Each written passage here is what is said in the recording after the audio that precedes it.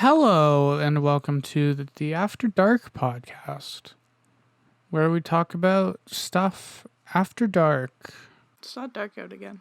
There's a sun, and it's there. Yeah. I'm Zach. I'm Lily.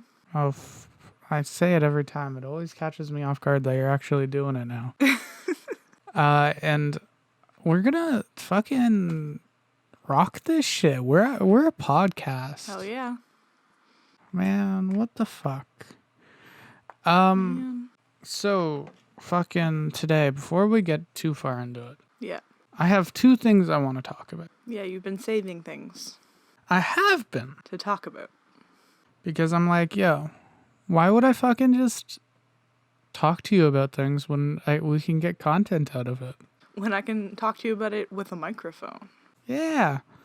So the first thing I'm going to talk about, there's a fun fact. I got this from the Instagram account, Nightmare Fuel. And I will tell you, I did just try to follow it on my screenshot because I thought we weren't following the account, but we are. It's okay. It's okay. So I got this fact from an account called Nightmare Fuel. And the fact is called the Zone of Death. Oh. And excuse me while I put on my narration voice. The Yellowstone Zone of Death is a 50 square mile area of Yellowstone National Park in Idaho, where, due to a legal loophole, it is theoretically possible for a criminal to get away with any crime committed there, up to and including murder. What kind of loophole lets you get away with murder? I don't know. That's whack. But shout out to Nightmare Fuel for that.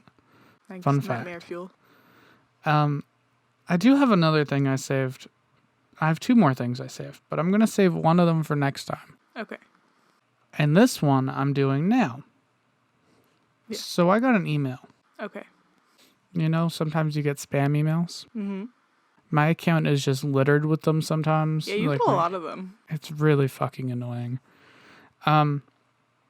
So I got one from the WHO, the World Hacker Organization. And it's called World Hacker Organization. WHO. Your face is in process and almost done. H3653021 WHO. That's just the subject line? Yes. Oh boy. And it's called Hacker Team. It's from Hacker Team. You may not know me, and you are probably wondering why you are getting this email, right? Yes. I am. I'm a hacker who cracked your devices. I set up a malware on the adult video porn websites. And guess what? You visited this site to have fun. You know what I mean. Haha. While you were watching videos, your internet browser started out functioning as a HRDP, hidden remote desktop protocol, having a keylogger which gave me accessibility to your screen and webcam. Fun fact, don't think that's how a keylogger works. I don't think you get access to the screen or webcam from a keylogger, but whatever. After that, my software program obtained all your contacts and files. You entered a password on the websites you visited, and I intercepted it. Of course, you can change it, or already changed it, but it doesn't matter. My malware updated it every time. What did I do? I generated a backup of your every system, private document files, video, photos, all files. Why? I created a double screen video. First part shows the video you were watching. You've got a good taste. Haha. Gross. And second part shows the recording of your webcam. Do not try to find and destroy my virus. All your data is already uploaded to a remote server. Do not try to contact me.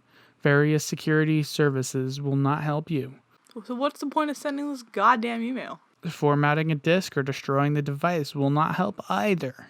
Why not? Since your data is already on a remote server, I guarantee you that I will not disturb you again after payment, as you are not my single victim.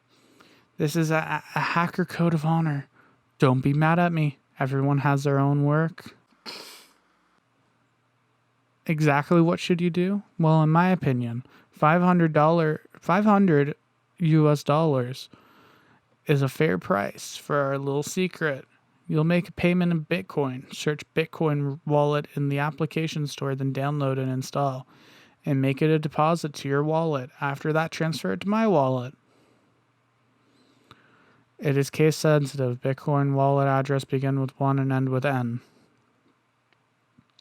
So it has the Bitcoin address, but I'm not going to say that because then people could be like, send people this guy money, but why? Yeah, don't do that. Don't try to save my data. You have 2 days in order to make the payment. I have a Facebook pixel in this mail. At this moment, I know you have read through this email message to track the reading of a message and the actions in it. I use the Facebook pixel. Thanks to them, everything that is used for the authorities can help us. If I do not get the Bitcoin, I will certainly send out your video recording to all your contacts, including relatives, coworkers, and I don't fucking have coworkers. Cunt. Having said that, if I receive the payment, I'll destroy the video immediately. If you need evidence, reply with yes, and I will certainly send out your video recording to your 6 contacts. Why not just send it to you? It is a non-negotiable offer. Don't waste my personal time and yours by responding to this message. So that's the email I got. That's good. Um, How long ago was that? When did they send that to you? Has it been 2 days? Yeah, it's been 2 days. So everyone, I hope you enjoy me watching some sick porn. Fuck, man, I wonder which one it was. There's some good ones in there. Like, I do have good taste. Anyways, let's not talk about porn. I wanted to talk about something. Okay. So, the last episode that we recorded was the theory one. Yeah. The COVID-19 theory. It's not going to be the last one we put out, but it's the last one we recorded. Yeah.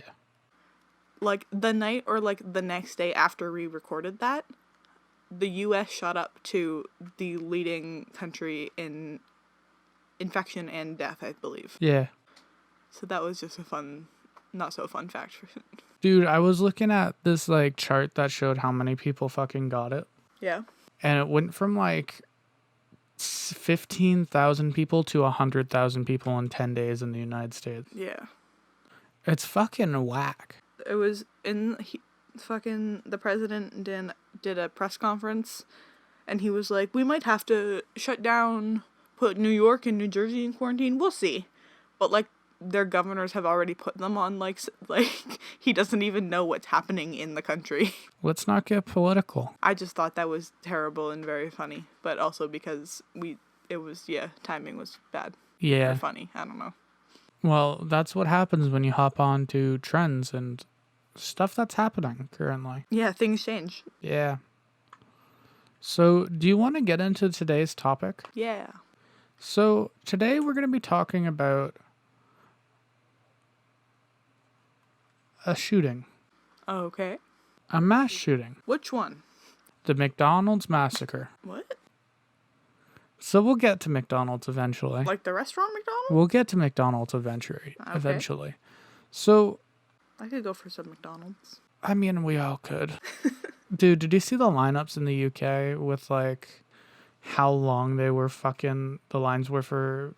Yeah, because they're closing or something, right? Yeah. So people were trying to go before they close. Yeah, it was fucking whack. Yeah. I feel like every time we record, I sound more and more tired. I don't know, maybe.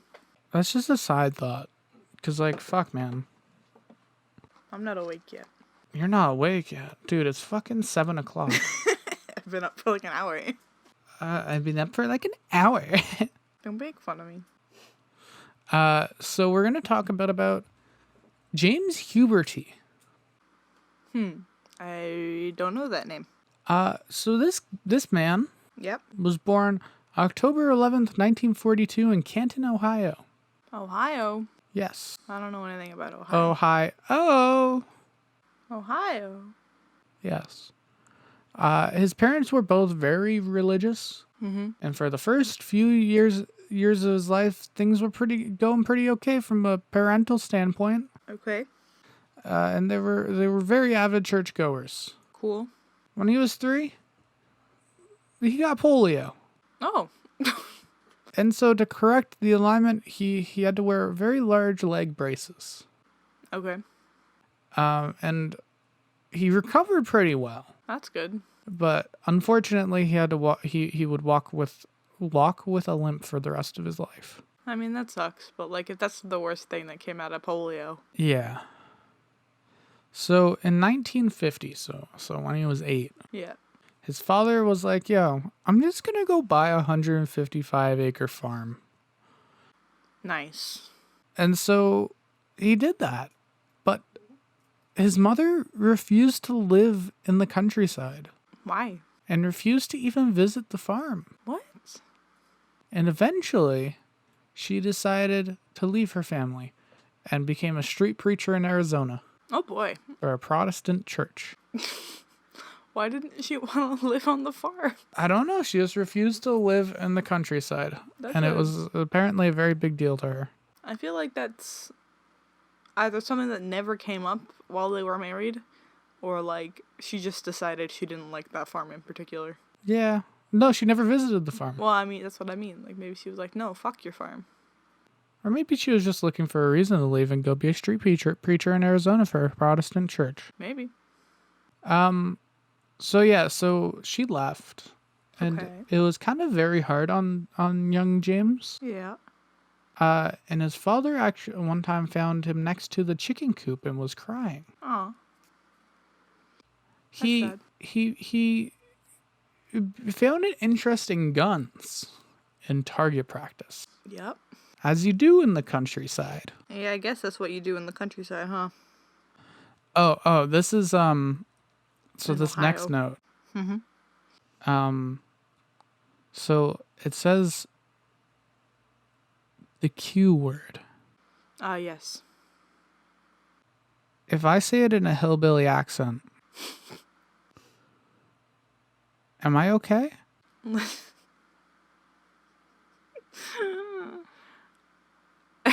It's a direct quote. Yeah, I think that's the part that makes it okay. I don't think the hillbilly The accent. hillbilly accent's very important, though. That's just for fun. I don't think that's gonna make or break you, but it is a direct quote, so I think you're okay.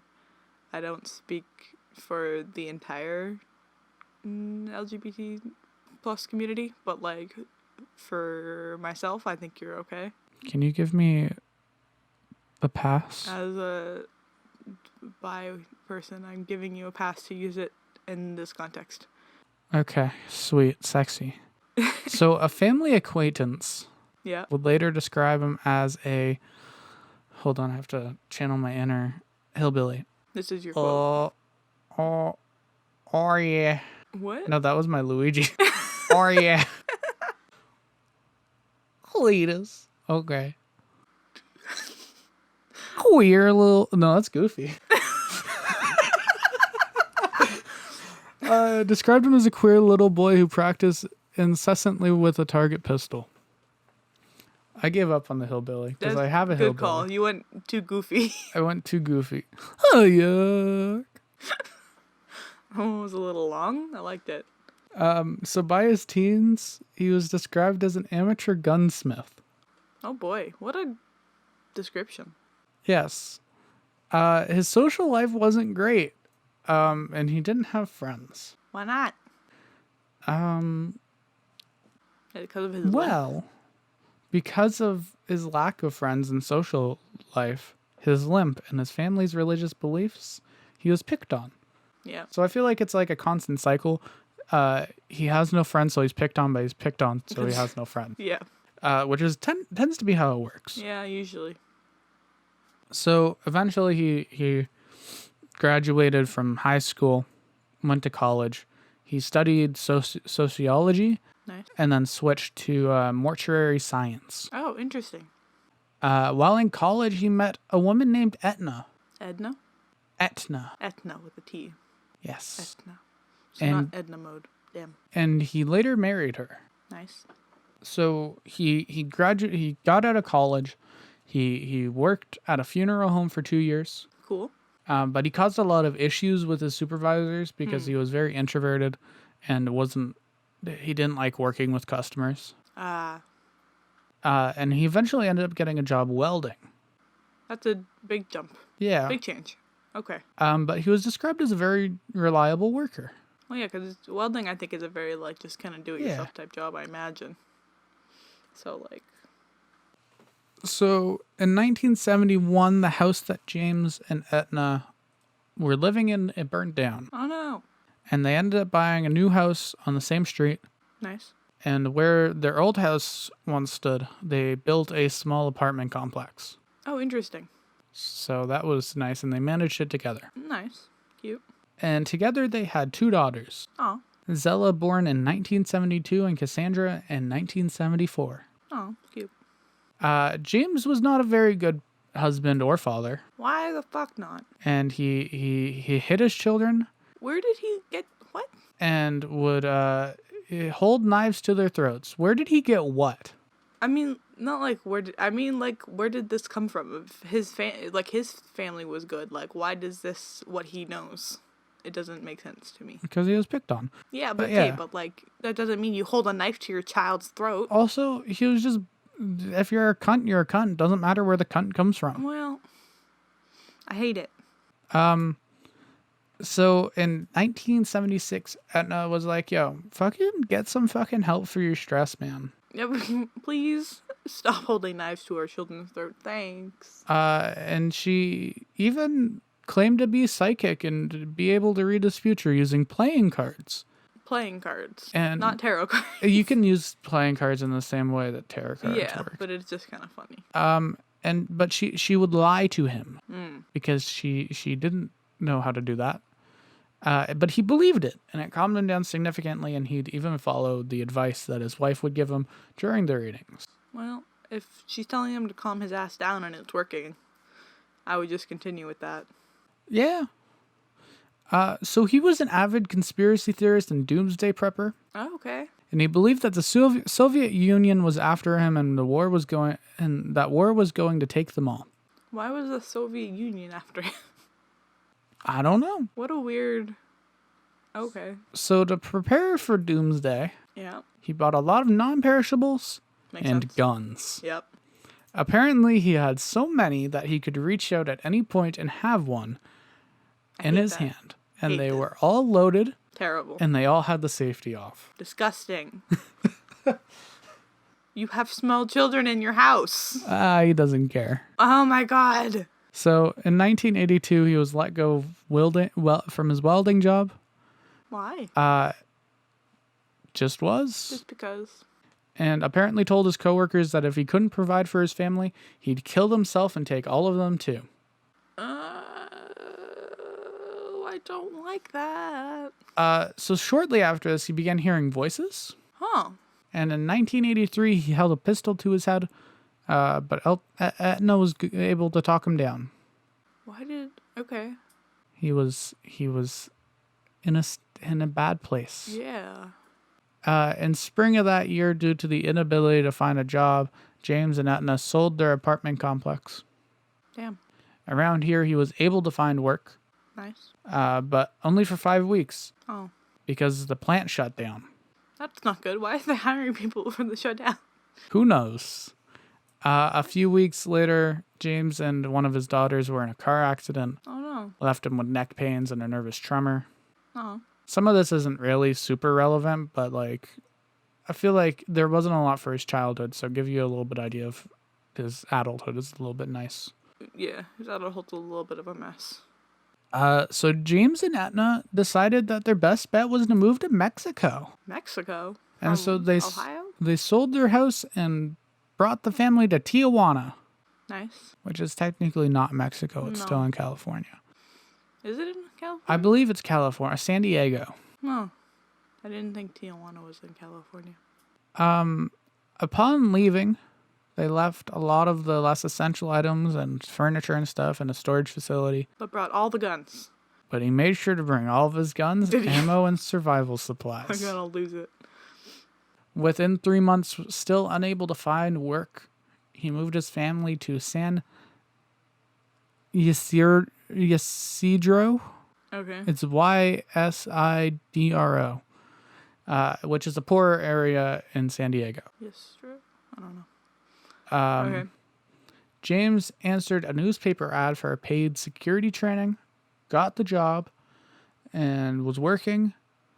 And his family was able to get a nicer apartment and move all their furniture from Ohio. Nice. Now they've got beds. Yeah. He was let go from his job though because Oh boy. because he wasn't doing too good and he had a lot of physical limitations. Yeah. For security? Yeah. Yeah. Olympus isn't even, like, that's even a problem, I can imagine. So on July 15th, 1984. How old is he now? 40? Yeah, 40 something. Okay. James noted to his wife that he may have a mental problem. Maybe. 2 days later, he called the San Diego Mental Health Clinic for an appointment Nice. and left his details with the receptionist, who assured him that he'd hear back later that day. Good. I'm glad he's getting help for it. He apparently sat next to the phone for hours that day, waiting for the phone call, before abruptly standing up and walking out of the house and leaving, and no one knows where he went during that time. Huh. The receptionist at the mental health clinic apparently put Schuberty instead of Huberty, Okay. and had marked it down as a non-crisis because Huberty was very calm and he hadn't had gotten help for mental health issues before. Yeah, so they were like, okay, we'll get to him eventually, but if there's crisis people, Yeah. deal with them first. Yeah. So they would call him Priority list. within 48 hours instead of the same day. Yeah. I mean, that's still fast, all things considered, but if she told him, we'll call you in a couple hours. Yeah. Yeah. So later that day, he came home, seemed pretty content, had some dinner, went on a little bike ride with his family, Nice. and he watched a movie with his wife. Cute. And then the next day, they went to the fucking zoo. Fuck yeah, dude. And on the walk over, They walked to the zoo? How yeah, close do you live to the zoo? pretty close apparently. Nice. James told Etna that he felt his life was over and that society had its chance. What does that mean? We live in a society, Lily. What does that mean? Society's had its chance. Yep. So the family went to the zoo, had lunch at a restaurant, Nice. and went home. Okay. Shortly after getting home, James walked into his bedroom where his wife was just chilling on the bed.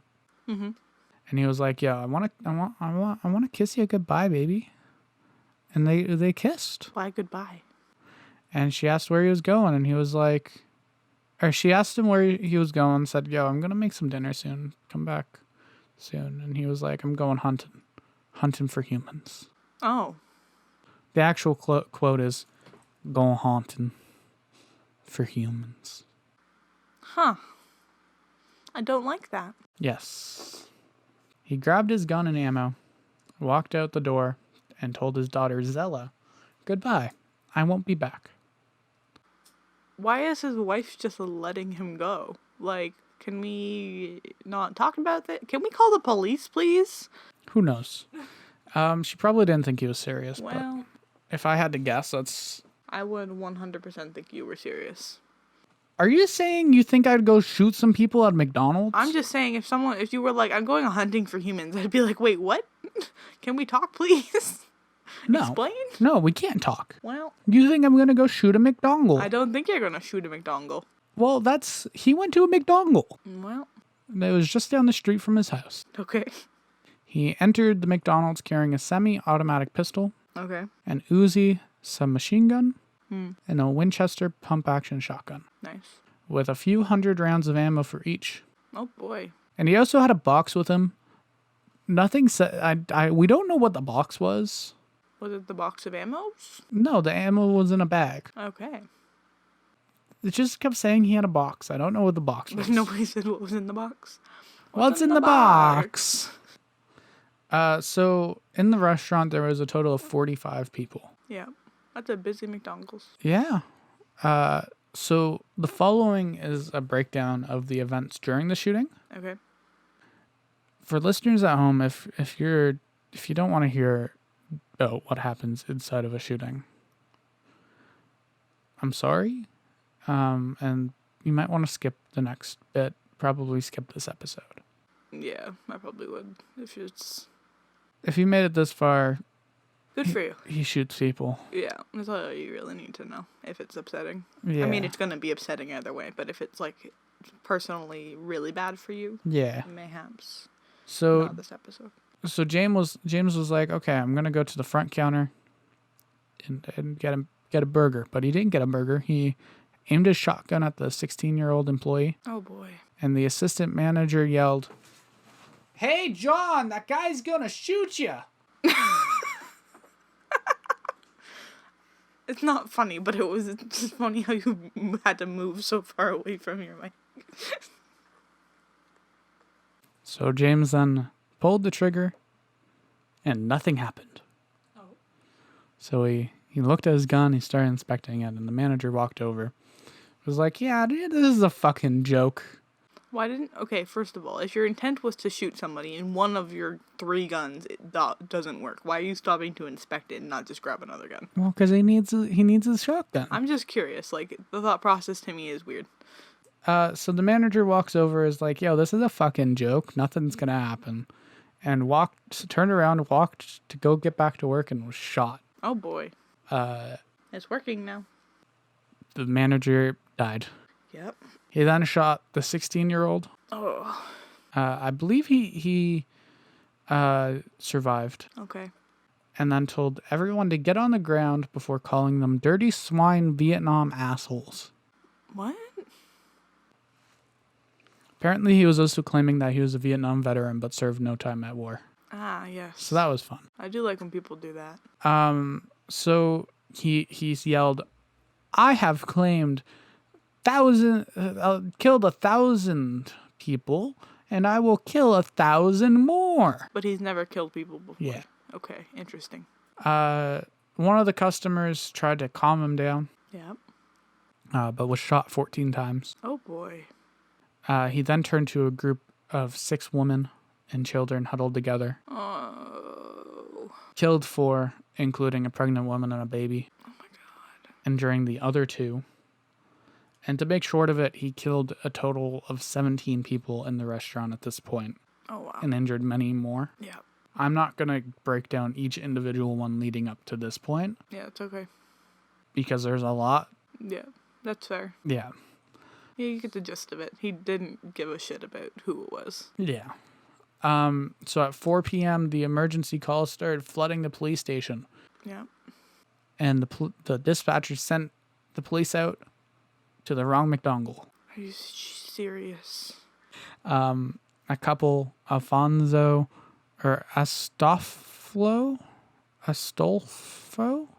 and Marisela Felix, and their 4-month-old child pulled up to McDonald's, noticing that there was shattered glass everywhere, and assumed that renovations were happening.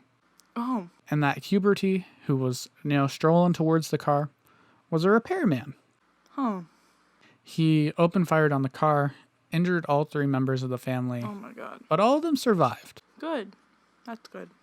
3 boys at this point, Joshua Coleman, Omar Alonso Hernandez, and David Flores Delgado, rode their bikes up to the parking lot because they wanted to get some ice cream. Mm-hmm. And they heard someone yell something. They stopped, and all 3 were shot by Huberty. Oh, my God. And only Coleman survived. Oh, wow. Huberty then turned around and noticed an elderly couple, Miguel Victoria Ula and Ada Velasquez Victoria, walking towards the McDonald, and shot them both while Miguel was holding the door open for his wife. Oh. And it killed her immediately.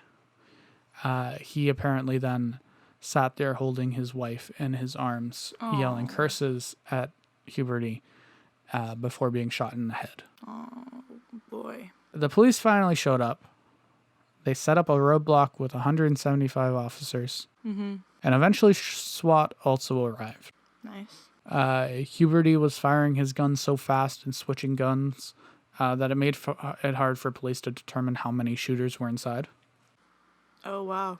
And after Survivor made it out of the restaurant, luckily, they were told that there was one gunman and no hostages. And so within the hour, they were given the clear to take Huberty down if they had a clear shot. Yeah. Huberty, now back inside the restaurant, decided, you know what, I want some tunes. And turned on the radio and started dancing. I hate it.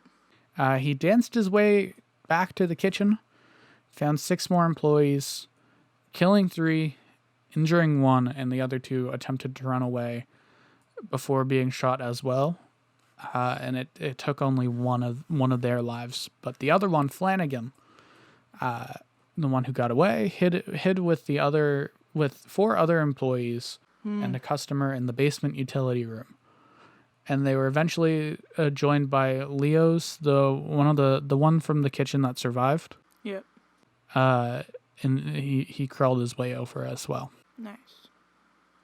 One of the wounded in the restaurant noticed that there wasn't any gunfire and was like, maybe things are safe. Opened her eyes and saw Huberty looking at her. Oh. Huberty then threw a box of French fries, cursed at her, and then shot her in the face. But she still survived. Wow. But apparently she spent more time in the hospital than anyone else. I can imagine. They've got to try to reconstruct a face. Oh, boy. Huberty then went to the front door and was shot by a sniper. Good. Across the street, killing him. Fuck you. In total, he killed 21 people and injured 19 more. Oh, my God. And for a little while after the shooting, McDonald's and Burger King, in an act of solidarity, stopped all advertising. Nice. That was nice of Burger King. Yeah. Go Burger King. I don't know. It seems funny that they would do that because this is like prime opportunity to get more business. But don't fucking capitalize on murder. No, I like it though. The location was, they fully refurbished the location, the McDonald's. Yeah. But they decided that they didn't want to open it and demolished the building. Nice. And donated it under the condition that no restaurant would ever be built on the location again. Aw. I believe it's now part of a college campus. Okay. With a memorial to everyone who was killed. Nice. There as well. That's nice.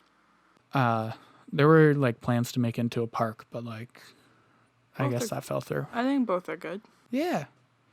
So Huberty's daughter, Zella, The oldest one. who may have seen everything that went down. How?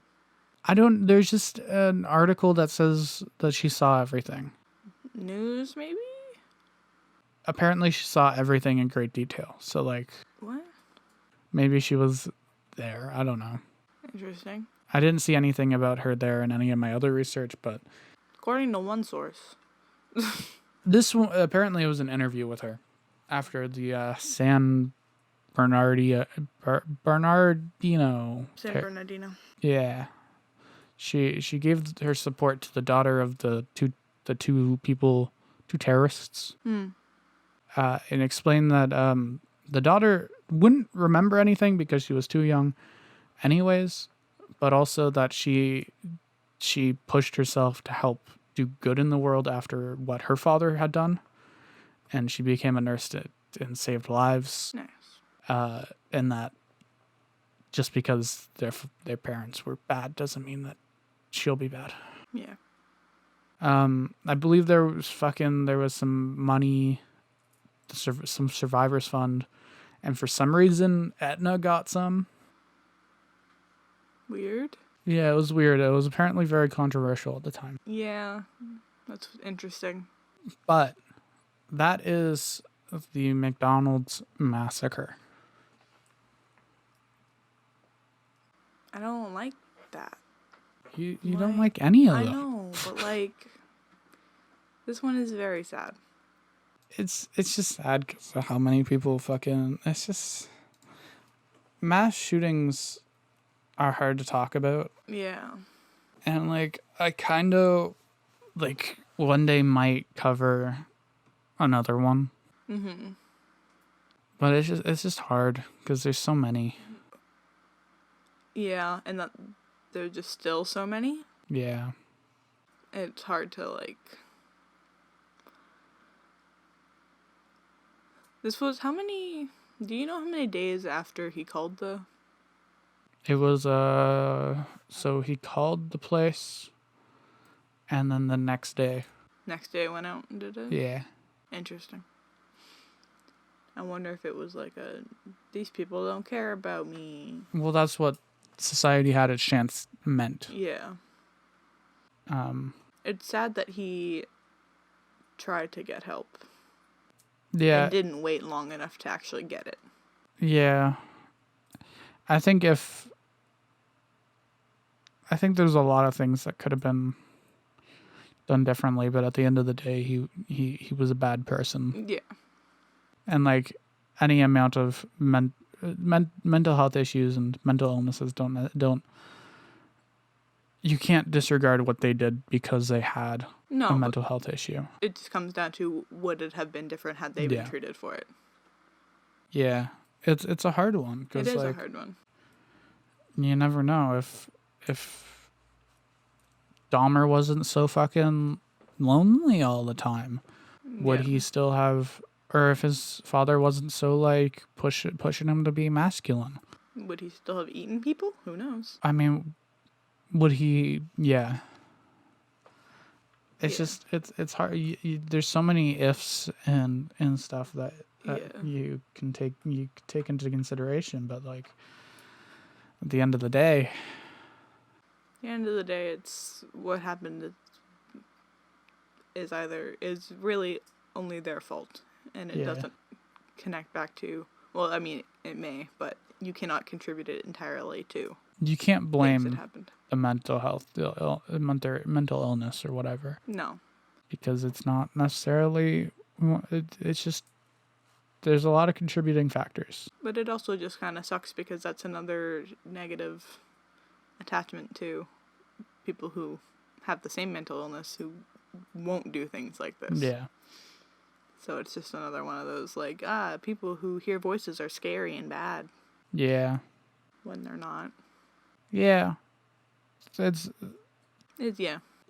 hard. People, not everyone will do the same thing because they have the same situation, right? Yeah, it's just a hard the whole thing's just hard. Yeah. And I feel bad for both of his daughters and his wife. Full respect to everyone affected by this. Like we don't mean any disrespect by making some jokes about everything. Like when I yelled about what the assistant manager said. You have to do it just so you don't lose it. Because at this point, shit's fucking serious and it feels heavy. Yeah.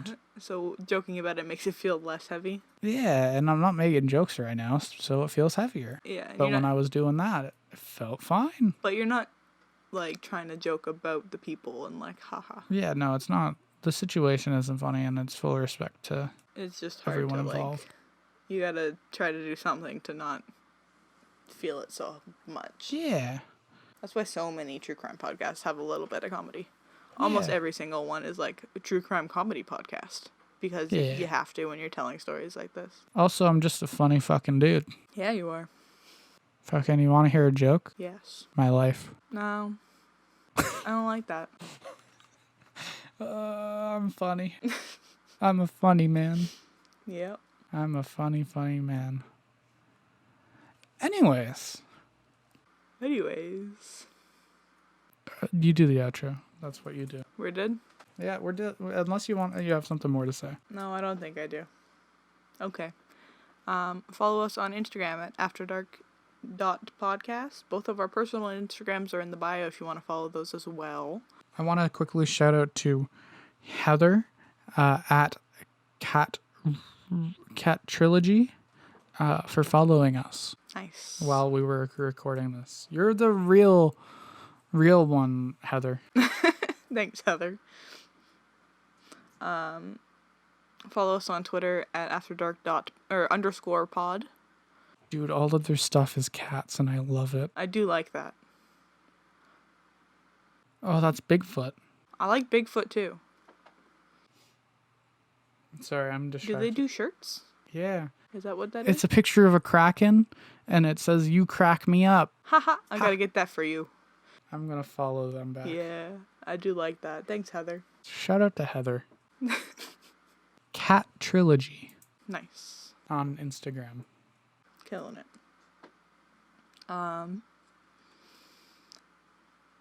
We're still only on Spotify and YouTube as far as I know. As of recording. As of recording, we're still only on Spotify and YouTube. Perhaps by the time it comes out, we will no longer be. But We're also on Anchor. I was looking into it, and it's just taking time, longer than it should. yeah. So Anchor, Spotify, and YouTube. If you're listening on Spotify and prefer to listen on YouTube, you can go to the Factory of Fear YouTube. Picture is Mr. Pigman. And you can listen there, like, comment, and subscribe.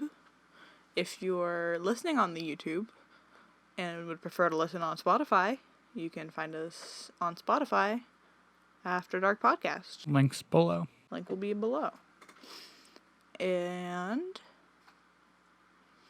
we will keep you updated on if and when we are on more platforms. Look on our fucking Check our Twitter and shit. Twitter, yeah. Yeah, I've been updating that a little bit more than just like we're posting new episodes. So Side note, my temperature is 34.2 degrees, and I wanted you to know that. why are you doing your temperature again?